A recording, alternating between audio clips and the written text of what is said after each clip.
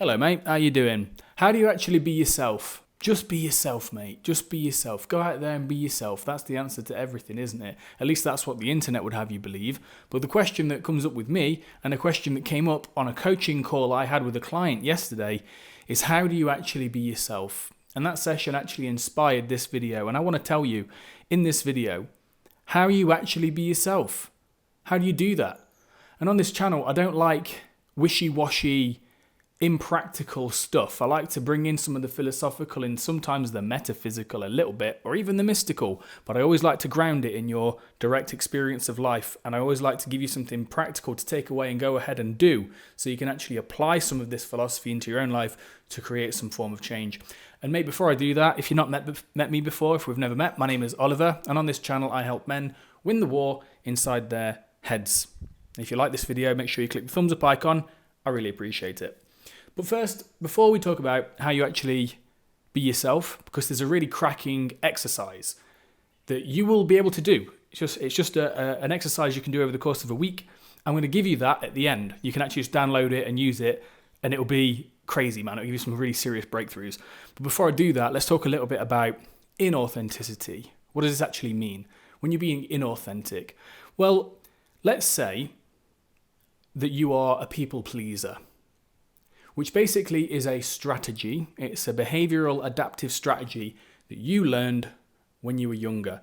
Why would a kid learn to be a people pleaser?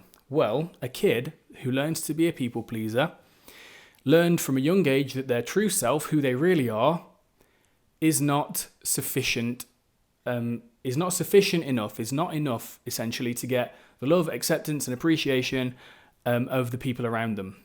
If you received those messages, either subtly or directly, when you were younger, if you experienced something very difficult socially, and your little brain at that age interpreted that as, wow, there's something really wrong with me, I should definitely change, then what you may have done is adapt a strategy, a persona, which is hyper-reactive to other people, which is constantly scanning other people for reactions and adapting yourself.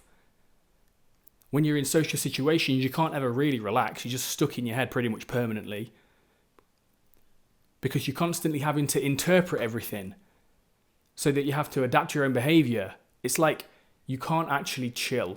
Nice guy syndrome is basically this. People pleaser, that's another word for it really, although they're slightly different.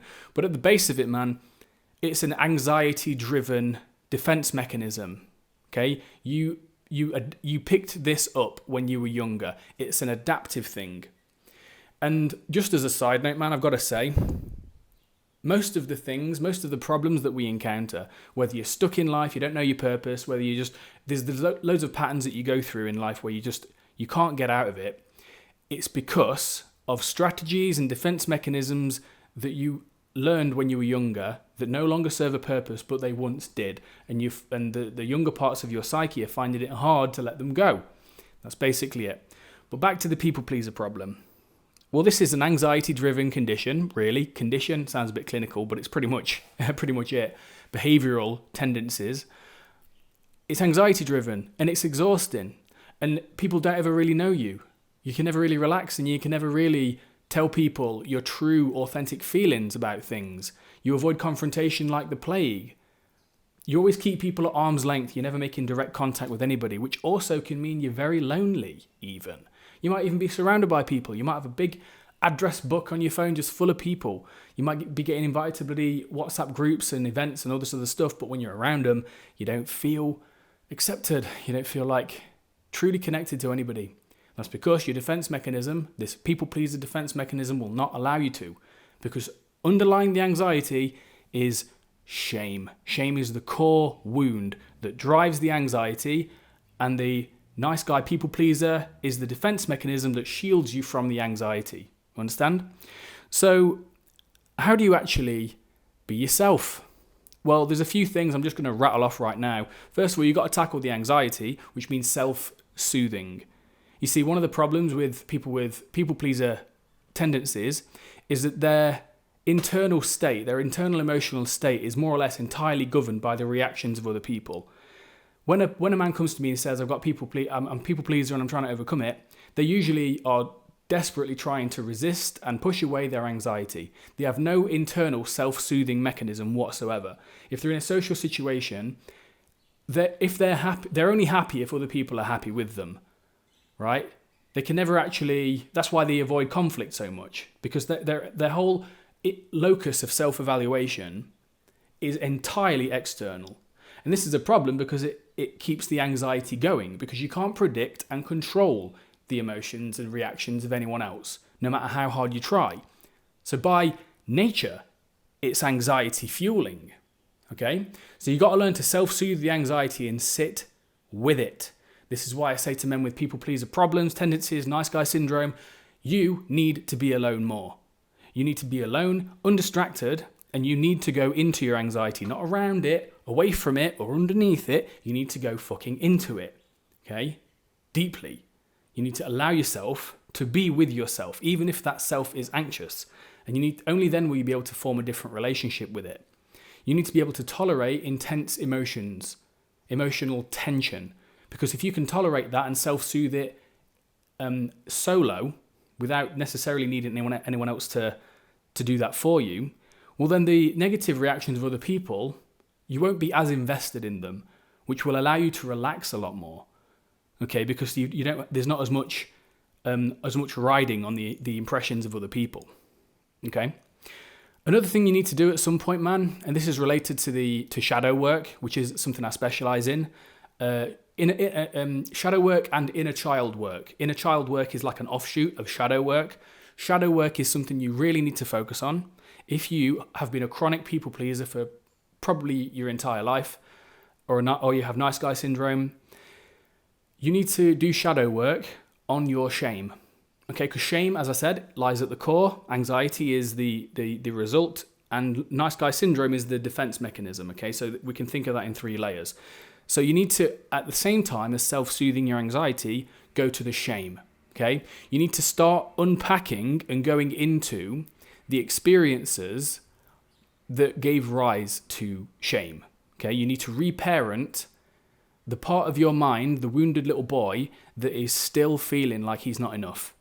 And instead of that little boy taking over the wheels of the bus, so to speak, and possessing you, getting you to basically just be a nice guy so that the little boy can get approved of by other people, what that little boy in your mind is really seeking, that wounded little boy, is seeking your approval. He's seeking your connection. Okay? And that's why nice guy syndrome stuff, by the way, just as a side note, it's a treadmill. It never goes anywhere. The approval is an endless hunger, a satisfaction that can never and will never be craved. Approval, it comes and goes just like a drug. When I had nice guy syndrome, I was basically addicted to approval. Okay? Because ultimately that wounded boy will never be satisfied by the approval of other people, because he really just seeks your approval, and that's it. Okay? So the 2 things we've had so far: self-soothe your anxiety, number 1. Number 2 is do the shadow work on your shame, right? Do the shadow work, the deep work on your shame. Unpack it, dive into it, don't avoid it, okay? This also needs to be done in a men's group. In the next few weeks, I'll be kicking off my paid online community, and in that, there'll be 3 sharing circles per week.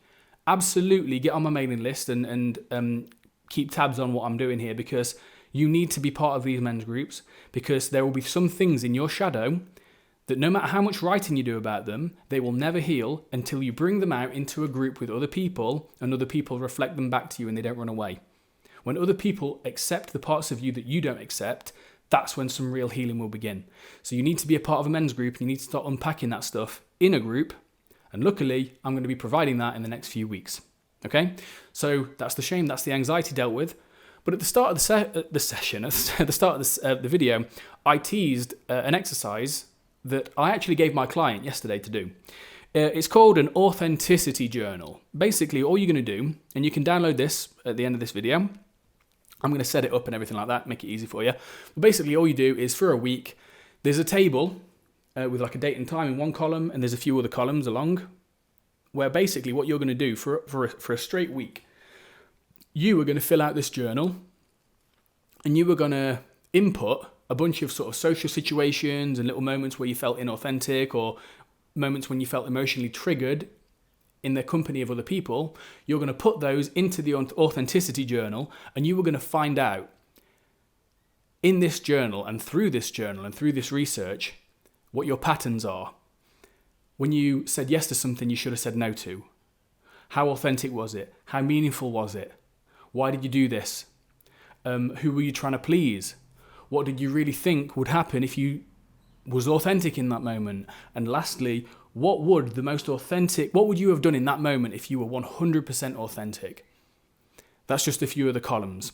But I want you to download this at the end, because you're not going to be able to change this. Like, we cannot change a single behavior until we're aware of it and until we can tell the truth about it. So absolutely download this at the end of the video. You might need to give me your email address, but you can unsubscribe after if you want to. It's all good. And mate, that was it. I'll see you in the next video. Peace.